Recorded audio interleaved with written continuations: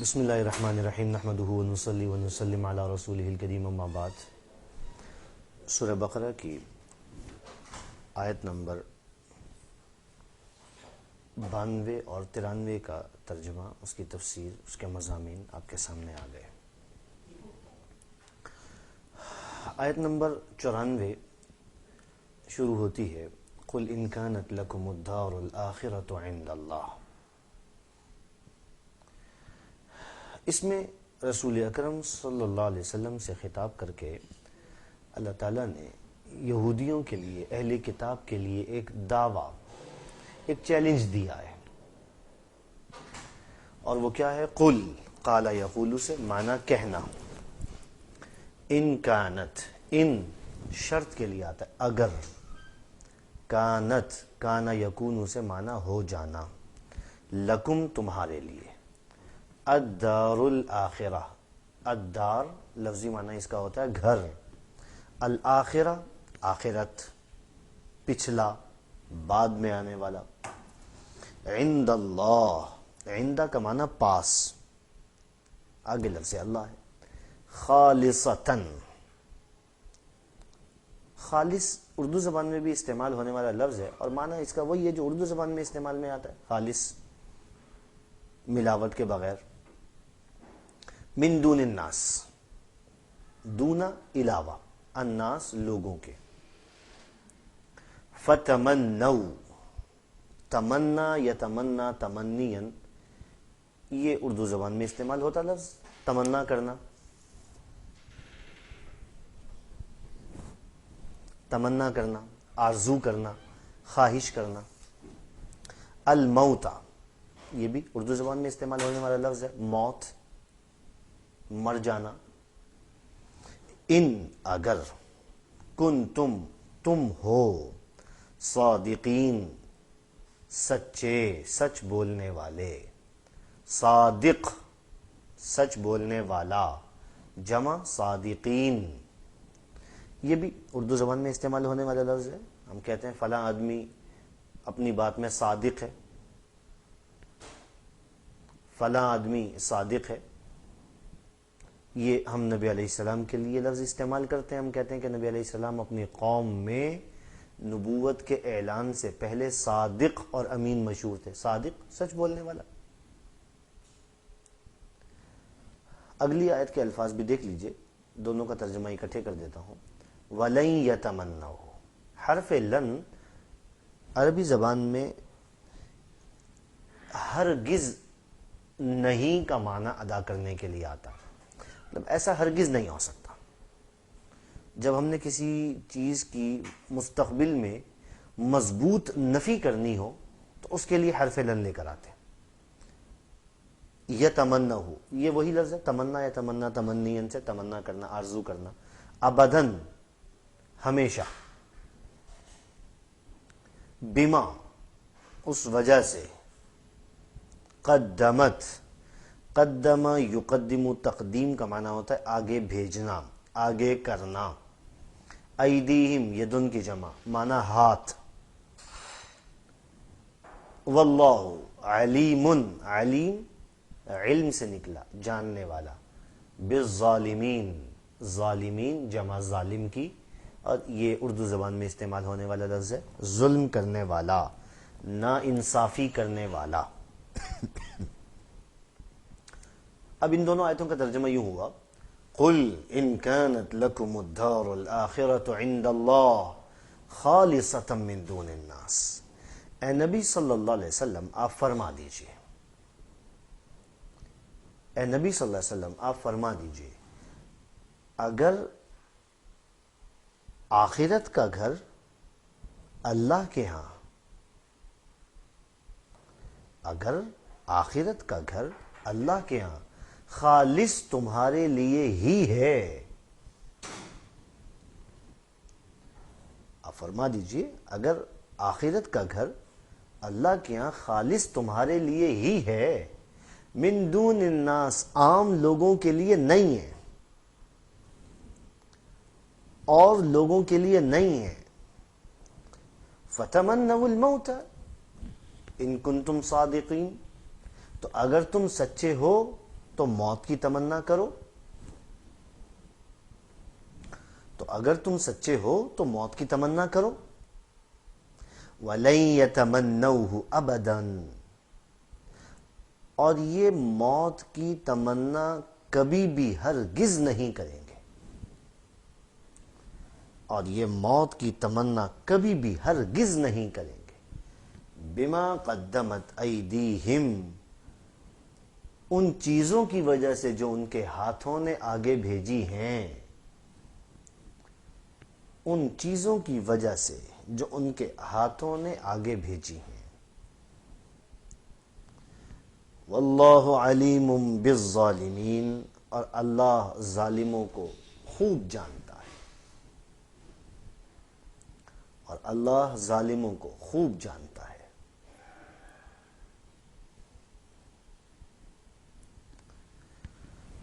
یہ بنی اسرائیل کے حوالے سے قرآن کریم کی مختلف آیات میں ذکر کیا گیا ہے.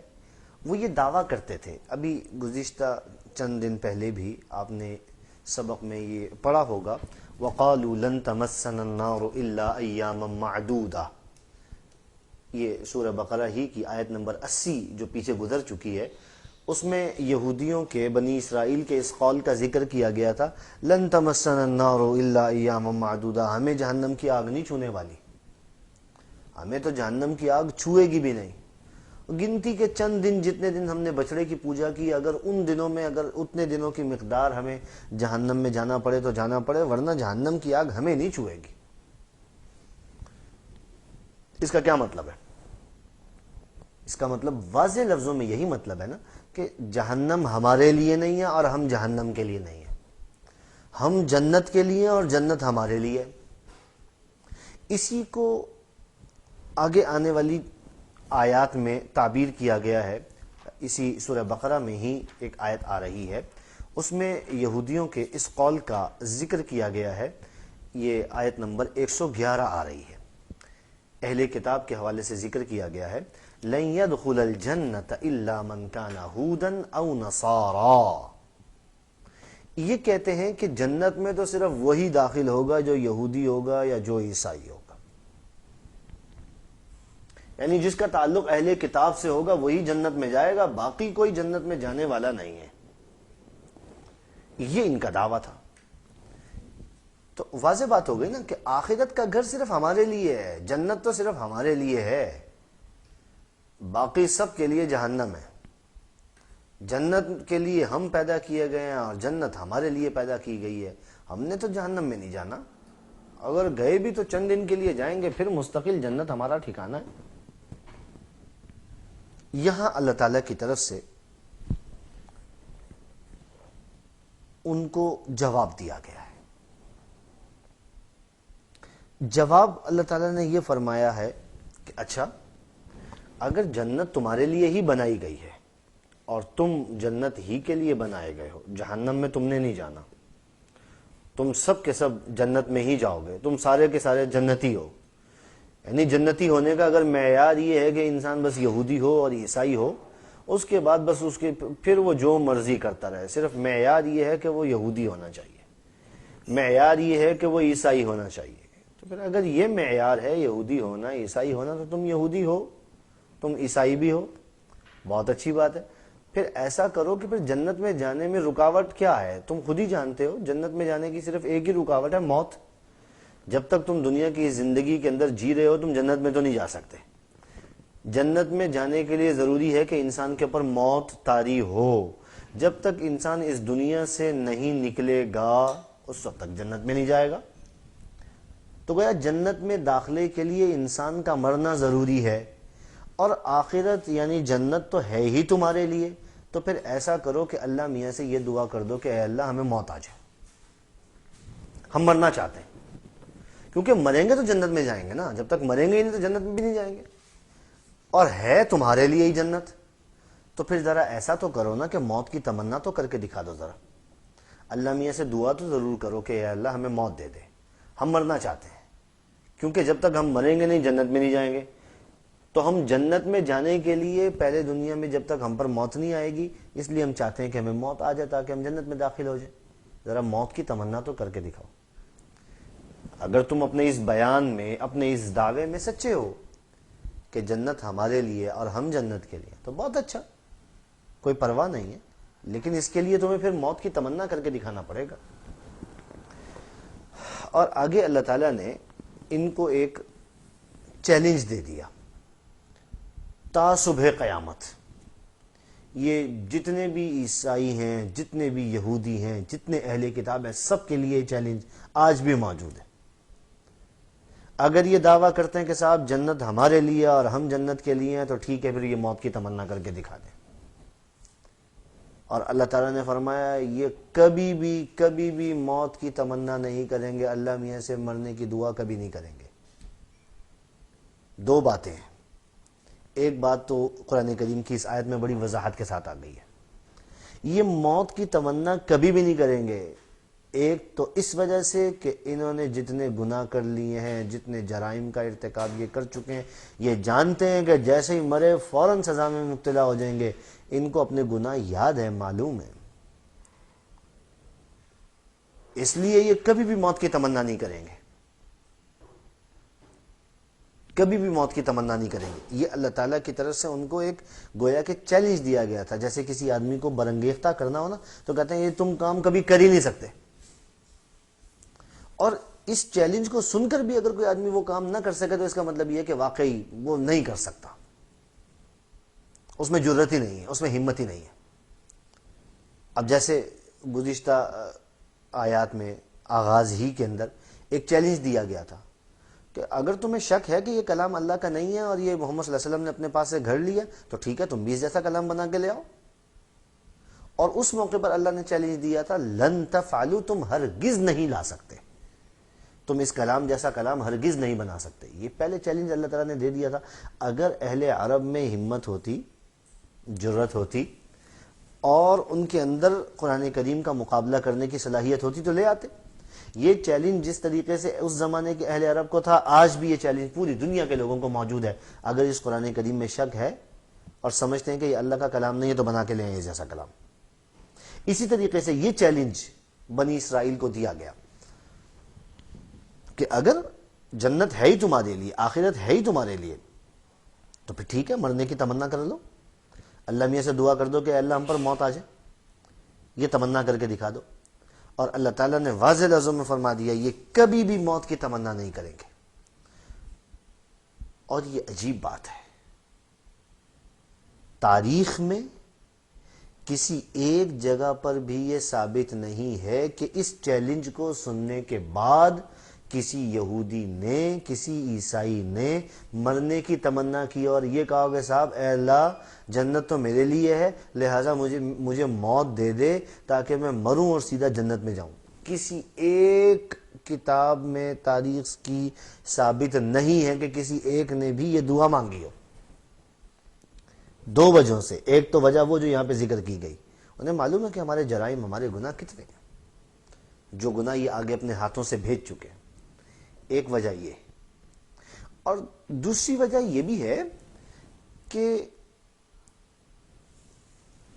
اللہ تعالیٰ نے جب یہ فرمایا کہ یہ موت کی تمنا ہرگز نہیں کریں گے، یہ موت کی تمنا ہرگز نہیں کریں گے، کیونکہ انہیں معلوم ہے ادھر یہ موت کی تمنا کریں گے اور ادھر مر بھی جائیں گے، یہ فوراً ان کی تمنا پوری ہو جائے گی، اس لیے یہ ڈرتے ہیں کہیں ایسا نہ ہو کہ ہم جو ہے نا وہ موت کی تمنا کریں تو فوراً واقعی اللہ میاں کی طرف سے موت آئی جائے۔ یہ لوگ تو زندگی اور دنیا کے اندر رہنے کے بڑے حریص ہیں، یہ کیوں موت کی تمنا کریں گے؟ یہ موت کی تمنا کبھی بھی نہیں کریں گے۔ چنانچہ ایسا ہی ہوا، اور آج بھی یہ چیلنج موجود ہے۔ اگر کسی کا یہ دعویٰ ہے، کسی یہودی کا، کسی عیسائی کا، کہ آخرت کا گھر تو صرف ہمارے لیے ہے جی، جنت تو ہمارے لیے بنائی گئی ہے، تو بڑی آسان بات ہے، اگر تمہارے لیے بنائی گئی ہے تو پھر جنت میں اور تمہارے درمیان رکاوٹ کیا ہے؟ اللہ میں سے دعا کرو، اللہ میں تمہیں موت آ جائے، تم مر جاؤ تاکہ فوراً جنت میں جاؤ۔ آج بھی یہ چیلنج موجود ہے، اور آج بھی کوئی یہودی، کوئی عیسائی اس چیلنج کو قبول نہیں کر سکتا۔ اسلام کی حقانیت کے لیے اور رسول اکرم صلی اللہ علیہ وسلم کی نبوت کے برحق ہونے کے لیے اور اس کلام کے خدا ہی کی طرف سے نازل ہونے کی یہ ایک بہت بڑی دلیل ہے اور ایک بہت بڑا ثبوت ہے. کیونکہ اگر یہودیوں کے لیے، عیسائیوں کے لیے اس چیلنج کا ذکر کیا گیا تو ان کے لیے بڑی آسان بات تھی. اگر وہ قرآن کریم کی یا نبی علیہ السلام کی یا اسلام کی حقانیت کو لوگوں کی نگاہوں میں مشکوک بنانا چاہتے تو جھوٹے ہی صحیح، جھوٹے منہ ہی صحیح یہ تمنا کر کے لوگوں کے سامنے دکھا دیتے. لیکن انہوں نے جھوٹے منہ بھی یہ تمنا کرنا اپنے لیے جو ہے وہ اس کی جرت محسوس نہیں کی، نہیں کر سکے اس کی جرت. یہ دلیل ہے اس بات کی کہ قرآن کریم برحق ہے، اللہ کا کلام ہے. رسول اکرم صلی اللہ علیہ وسلم کی نبوت اور رسالت برحق ہے، اسلام دین برحق ہے اور اس کی حقانیت میں کسی قسم کا کوئی شک اور شبہ اور تردد نہیں ہے. یہاں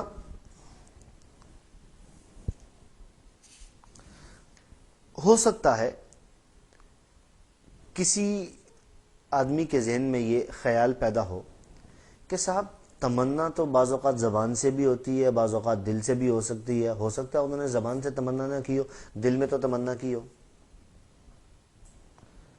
کیونکہ یہ لفظ تو دونوں کے لیے بولا جاتا ہے، دل سے تمنا ہو تو بھی اور زبان سے تمنا ہو تو بھی، دونوں کے لیے بولا جاتا ہے. ہو سکتا ہے انہوں نے جو ہے وہ دل سے تمنا کی ہو، زبان سے نہ کی ہو، زبان سے اس کا اظہار نہ کیا ہو. تو علماء نے اس کا جواب یہ دیا ہے کہ اصل میں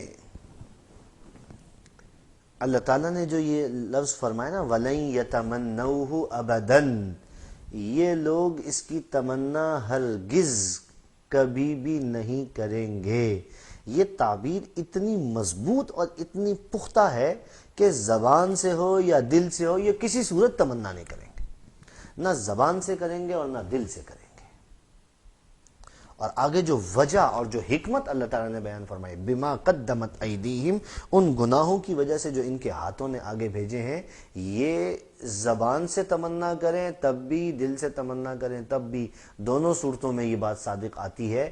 یہ الفاظ اتنے مضبوط ہیں کہ دلیل ہے اس بات کی کہ یہ زبان سے تو دور کی بات ہے، دل سے بھی تمنا نہیں کریں گے.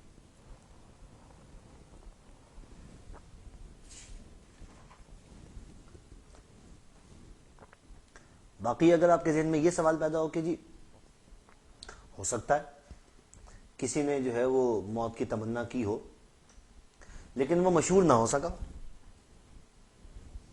وہ مشہور نہ ہو سکا، لوگوں کو معلوم نہ ہو سکا. تو میں ایک بات کہتا ہوں، یہ بات ہر شخص بڑی آسانی کے ساتھ سمجھ سکتا ہے. اسلام کی مخالفت کرنے والے لوگ ہر جگہ، ہر زمانے میں، ہر جگہ موجود رہے ہیں، اور ایسے لوگوں کے لیے اس طرح کے واقعات کو نمایاں کرنا ایک اسلام کو بدنام کرنے کے لیے ان کے پاس ایک بہت بڑا سرمایہ اور ہتھیار ہوتا ہے. اگر کسی آدمی نے اس کی تمنا کی ہوتی اور وہ مرا نہ ہوتا تو اہل کتاب کے لیے تو یہ ایک بہت بڑا ثبوت تھا کہ وہ اس بات کے اوپر جو ہے وہ لوگوں کو بتائیں کہ دیکھو صاحب یہ قرآن تو کہتا ہے کہ یہ کبھی بھی موت کی تمنا کریں گے ہی نہیں، ہرگز نہیں کریں گے. دیکھو فلاں آدمی نے موت کی تمنا کی اور پھر بھی نہیں مرا، اس کا مطلب ہے کہ یہودی مذہب برحق ہے. یہ تو ان لوگوں کے پاس ایک بہت بڑا بہانہ اور دلیل اور حجت ہوتی اس بات کے لیے کہ اسلام برحق نہیں ہے، یہودیت برحق ہے.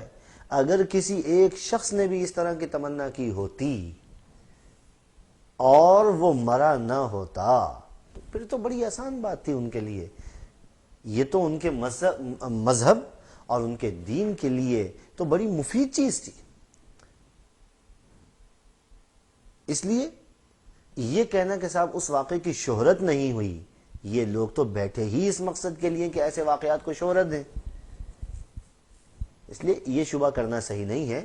باقی اللہ تعالیٰ نے واضح لفظوں میں فرما دیا ہے یہ چیلنج موجود ہے. وَلَن يَتَمَنَّوْهُ أَبَدًا بِمَا قَدَّمَتْ أَيْدِيهِمْ. اگرچہ بعض علماء نے یہ رائے قائم کی ہے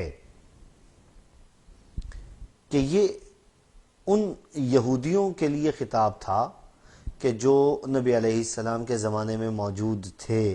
ہر زمانے کے یہودیوں سے یہ خطاب نہیں ہے. اگرچہ بعض علماء کی رائے یہ ہے، لیکن واضح بات یہ ہے کہ یہ خطاب ہر زمانے کے یہودیوں کو ہے، اور کوئی یہودی رہتے ہوئے یہ تمنا کر ہی نہیں سکتا. یہاں آپ یہ اشکال نہ کریں کہ صاحب روایات میں تو آتا ہے نبی علیہ السلام نے موت کی تمنا کرنے سے منع فرمایا. بعض احادیث میں آتا ہے لا يتمنین احدکم الموت لضر اصابہ. تم میں سے کوئی شخص جو ہے وہ کسی مصیبت کے آنے پر موت کی تمنا نہ کیا کرے، بلکہ اگر انسان کے لیے ضروری ہو کہ اس نوعیت کی کوئی دعا کرے تو فرمایا کہ پھر یہ دعا کیا کرے اے اللہ اگر موت میرے حق میں بہتر ہے تو مجھے موت عطا فرما، اور زندگی جب تک میرے حق میں بہتر ہے اس وقت تک مجھ کو زندگی عطا فرما. یہ دعا کرنی چاہیے. اب یہاں قرآن کریم یہودیوں کو چیلنج کر کے کہہ رہا ہے کہ صاحب تم موت کی تمنا کرو، اور ادھر نبی علیہ السلام فرماتے ہیں کہ تم میں سے کوئی شخص موت کی تمنا نہ کیا کرے. تو اب سوال یہ ہے کہ موت کی تمنا کریں کہ نہ کریں. موت کی تمنا کرنا جائز ہے یا نہیں؟ موت کی دعا مانگنا جائز ہے یا نہیں؟ بعض اوقات ایسا ہوتا ہے، ہم اپنی معاشرتی زندگی میں دیکھتے ہیں انسان پر بعض اوقات اس قدر زیادہ مصیبتیں اور پریشانیاں اور تکلیفیں آتی ہیں، بعض اوقات وہ گھبرا جاتا ہے. ایک وقت تک تو وہ صبر کرتا ہے، ہمت اور بہادری اور برداشت سے کام لیتا ہے، لیکن پھر ایک وقت آتا ہے کہ اس کی ہمت جواب دے جاتی ہے، اور اس کے بعد پھر وہ مرنے کی تمنا کرنے لگتا ہے، اور وہ کہتا ہے کہ اے کاش مجھے موت ہی آ جائے. اللہ میاں مجھے بس اب اٹھا لے، اللہ میاں بس مجھے اب اپنے پاس بلا لے، اللہ مجھے موت آ جائے. انسان یہ تمنا کرنے لگتا ہے، یہ دعائیں کرنے لگتا ہے. نبی علیہ السلام نے اس سے منع فرمایا.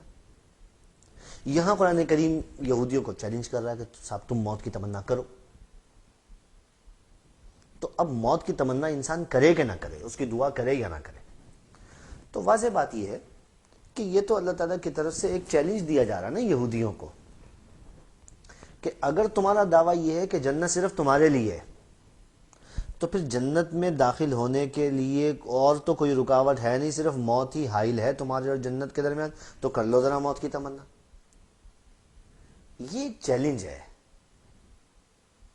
اور وہ جو نبی علیہ السلام نے فرمایا کہ تم میں سے کوئی شخص موت کی تمنا نہ کرے، تو وہ ایک واضح ہدایت ہے نبی علیہ السلام کی طرف سے کہ انسان مصائب، پریشانیوں اور تکالیف سے گھبرا کر موت کی تمنا نہ کرنے لگ جائے.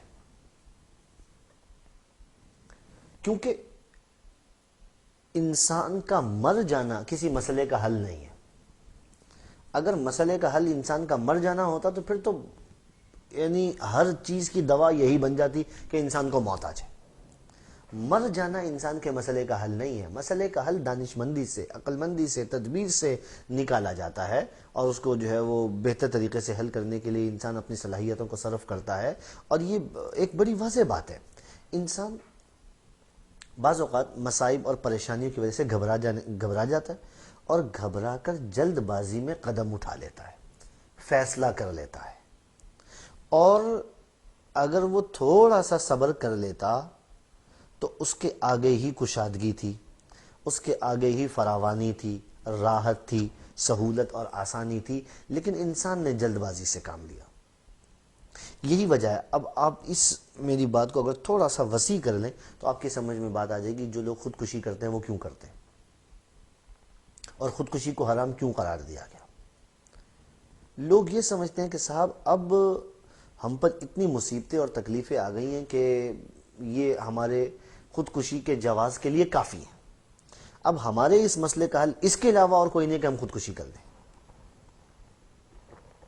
جس دن انسان یہ رائے قائم کرتا ہے اس دن وہ یہ سمجھتا ہے کہ مجھ پر ایسا بوجھ لاد دیا گیا ہے جس سے برداشت کرنے کی ہمت اور طاقت مجھ میں نہیں. یہ انسان فیصلہ کرتا ہے کہ میرے اوپر ایسا بوجھ لاد دیا گیا ہے، اور پھر اس کے نتیجے میں آ کر وہ خودکشی کر لیتا ہے. نبی علیہ السلام نے فرمایا بعض اوقات انسان جلد بازی میں آ کر خودکشی کر لیتا ہے، وہ یہ سمجھتا ہے کہ میرے مسئلے کا حل اس کے علاوہ اور کوئی نہیں ہے، وہ مصائب اور تکالیف اور پریشانیوں سے گھبرا کر خودکشی کر لیتا ہے۔ فرمایا اس سے چند قدم کے فاصلے کے پر خوشحالی، راحت، آسانی، نعمت چند قدم کے فاصلے پر اس سے موجود ہوتی ہے، لیکن یہ جلد بازی کرتا ہے۔ تو یہی حال موت کی تمنا کرنے کے حوالے سے بھی ہے کہ انسان جو ہے وہ مصائب سے گھبرا کر موت کی دعا کرنے لگے۔ نبی علیہ السلام نے پھر اس کا طریقہ فرمایا ہے۔ طریقہ وہ میں نے آپ سے ذکر کر دیا کہ اگر انسان نے موت کی دعا کرنی ہی ہو تو پھر اللہ سے یہ دعا کیا کرے، اے اللہ جب تک میرے حق میں زندگی بہتر ہے مجھ کو زندہ رکھ، اور جب میرے حق میں مرنا بہتر ہو تو پھر مجھے اپنے پاس بلا لینا، پھر میری روح کو قبض کر لینا، پھر مجھے دنیا میں نہ رہنے دینا، پھر مجھے موت دے دینا۔ یہ دعا اگر انسان کر لے، نبی علیہ السلام کی سنت سے ثابت ہے، اور کسی درجے میں انسان کے اس غم اور پریشانی اور تکلیف کے حالات پر ایک بہت بڑا مرہم بھی ہے، کیونکہ یہ الفاظ دلالت کرتے اس بات کے اوپر کہ انسان کو اپنی فہم، اپنی سمجھ بوجھ پر یقین نہیں ہے، انسان کو اللہ کے علم پر یقین ہے، اور انسان کی نگاہ اللہ کی طرف جاتی ہے۔ اللہ میرے حق میں جو بہتر سمجھتا ہے وہ کر دے، اگر زندگی حق میں بہتر ہے تو زندگی مل جائے، اور موت بہتر ہے تو پھر موت مل جائے، یہ اللہ تعالیٰ پر انسان نے چھوڑ دیا۔ تو یہ انسان کے توکل کی اعلیٰ ترین مثال ہے کہ انسان اپنے تمام معاملات کو، اپنی موت اور زندگی کو اللہ کے حوالے، ہونا وہی ہے جو اللہ نے فیصلہ کرنا ہے، انسان کے فیصلہ کرنے سے کیا ہوتا ہے، لیکن یہ ہے کہ انسان کے ایمان اور انسان کے توکل اور انسان کے عقیدے کا اس سے پتہ چل جاتا ہے اور ثابت ہو جاتا ہے کہ اس شخص کی نگاہ اللہ تعالیٰ کے اوپر کس قدر مضبوط اور پختہ ہے۔ اس لیے یہ اس آیت کے اندر جس چیز کا ذکر کیا جا رہا ہے وہ ایک چیلنج ہے جو یہودیوں کو دیا گیا، اور مقصد اس کا اتنا ہے کہ یہ لوگ اپنے اس دعوے میں جھوٹے ہیں۔ آخرت اور جنت کا گھر صرف ان کے لیے نہیں ہے، وہ تو اس کے لیے من آمن باللہ وعمل صالحا، جو اللہ پر ایمان لائے، آخرت کے اوپر ایمان لائے، عمل صالح کر لے، اللہ تعالیٰ نے اس کے لیے فیصلہ فرما رکھا۔ یہ اپنے اس دعوے میں جھوٹے ہیں، اگر سچے ہیں تو کر کے دکھا دیں تو موت کی تمنا۔ یہ منشا ہے ان دونوں آیتوں کا، اور وہ جو روایت میں نے آپ کے سامنے ذکر کی اس کا مفہوم کچھ اور ہے کہ انسان مصائب اور تکالیف اور پریشانیوں سے گھبرا کر موت کی تمنا نہ کرے، بلکہ اللہ تعالیٰ کے حوالے اپنے آپ کو کر دے، اپنی زندگی اور موت کا فیصلہ اللہ کے حوالے کر کے یہ دعا کر لیا کرے، اے اللہ جب تک میرے حق میں زندگی بہتر ہے مجھ کو زندگی عطا فرما، اور جب میرے حق میں موت بہتر ہو مجھ کو اس دنیا سے اٹھا لینا۔ یہ دعا انسان کر لیا کرے۔ آپ سے بھی یہی درخواست ہے، جب کبھی مصائب آئیں، جب کبھی پریشانیاں آئیں، پریشانیوں اور مصائب سے گھبرا کر خودکشی کر لینا، موت کی تمنا کر لینا، اللہ سے موت کی دعا مانگ لینا، یہ مردانگی نہیں ہے، یہ مسائل کا حل نہیں ہے، مصیبتیں اس سے ٹلتی نہیں ہیں، پریشانیاں اس سے ختم نہیں ہوتی۔ مجھے بتائیے، جس آدمی نے موت کی تمنا کی، جس آدمی نے خودکشی کی، اس نے مسئلے حل کر لیے یا مسئلے اور بڑھا دیے؟ اس سے تو مسئلے اور بڑھتے ہیں، مسئلے حل نہیں ہوتے۔ یہ مسائل کا حل نہیں ہے، مسائل کا حل یہ ہے کہ انسان یکسو ہو کر، دانشمندی کے ساتھ، اطمینان کے ساتھ، صبر اور تحمل کے ساتھ اس مسئلے کی تدبیر کرے، حل تلاش کرے۔ اللہ تعالیٰ اس کے لیے ایسا راستہ غیب سے کھولتا ہے کہ انسان کا وہم و گمان بھی اس کی طرف نہیں جاتا۔ اللہ تعالیٰ مجھے بھی اور آپ کو بھی دین پر عمل کرنے کی توفیق عطا فرمائے۔ وآخر دعوانا ان الحمد للہ رب العالمین۔